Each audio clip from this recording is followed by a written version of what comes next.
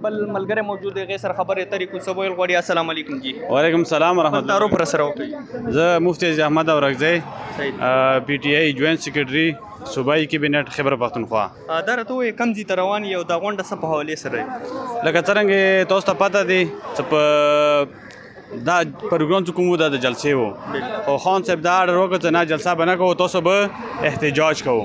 نو نن کوم پروګرام دی هغه د احتجاج دی د مو ډسټرک اورکزی نه ونسه تر څو هم په خیبر پختونخوا کې دي، دا ټول به په انډیا کې دا یو احتجاج ریکارډ کوي.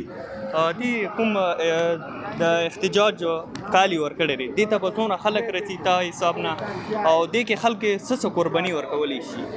یاره لکه ته وګورې په نن سبا مهنګۍ دور کې چې کور نه راوځې احتجاج ته راځې، نو ټول نه غټه قرباني دا دی.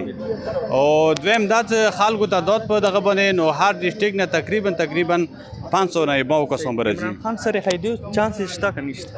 یاره لکه بساتې سور کړی دی او څه کیس مې شته نه، یو ظلم دی زیاتی دی، د خلک روځي د اندي پر روځي او بس بله لار دو سره شته نه اخر بین را کولی. جلسې اجازه یې ورنکړه، دې وجه څه وه؟ لکه جلسې اجازت یې ورکولی، یا به بار ورکول لکه بلې پرې مو سره وشو که نه، یا به ټیم داسې شاټ ورکولی چې هغه کې د هغه د جلسې ټیم وي، هغه هم یو غیر قانوني اقدام دی.